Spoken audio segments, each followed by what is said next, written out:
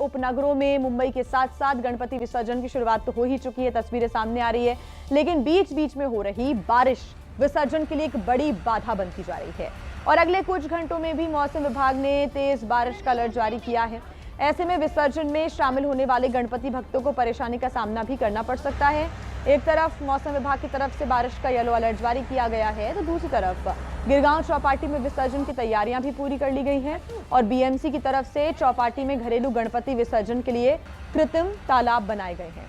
साथ ही मुंबई में विसर्जन को देखते हुए बड़ी संख्या में पुलिस बल की तैनाती भी की जा रही है। सुरक्षा के लिहाज से, ट्रैफिक व्यवस्था के लिहाज से कड़े इंतजाम किए गए हैं। मुंबई में लालबाग के राजा के नाम से मशहूर गणपति जी की शोभा यात्रा निकालने की तैयारी पूरी कर ली गई है। लालबाग के गणपति पंडाल में मुंबई का सबसे मशहूर ये पंडाल माना जाता है, जहां पर गणपति विसर्जन से पहले शोभा यात्रा निकालने की एक बड़ी परंपरा है और इस शोभा यात्रा में बड़ी संख्या में श्रद्धालु हिस्सा लेते हैं। तैयारियां पूरी कर ली गई हैं। लालबाग के राजा की इस शोभा यात्रा में बड़ी संख्या में श्रद्धालुओं के हिस्सा लेने के कयास लगाए जा रहे हैं। ऐसे में सुरक्षा के भी कड़े बंदोबस्त हैं।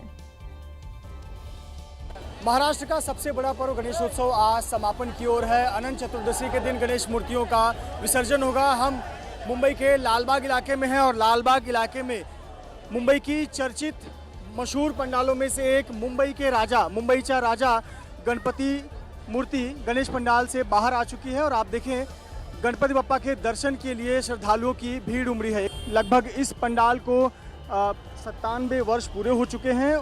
1928 में इसकी स्थापना की गई थी, तब से इस प्रकार से भव्य गणेश मूर्ति की स्थापना की जाती है। देखिए गणेश मूर्तियों के पंडालों से बाहर निकलकर विसर्जन स्थल की ओर बढ़ने का जो सफ़र है वो शुरू हो चुका है। रास्ता तैयार हो चुका है और जगह जगह विशेष तैयारियां की गई हैं। मुंबई महानगर पालिका से लेकर मुंबई पुलिस और अन्य संस्थाओं की तरफ से विशेष तैयारियां की गई हैं।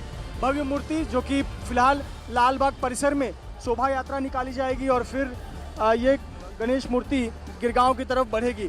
लगभग 16 से 18 घंटे की एक शोभा यात्रा होगी और देर रात मुंबई के गिरगांव चौपाटी में या कई बार तो अगली सुबह तक गिरगांव चौपाटी में गणेश मूर्तियों का विसर्जन होता है। और देखिए किस प्रकार से जोश और उत्साह श्रद्धालुओं का है और गणपति बप्पा के भक्ति गीत पर थिरकते हुए झूमते हुए श्रद्धालु नजर आ रहे हैं और एक आस्था का सैलाब उमड़ता हुआ नजर आ रहा है।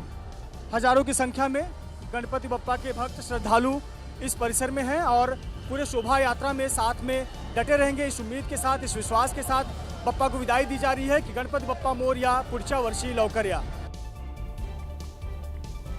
और इस बीच एक बड़ी खबर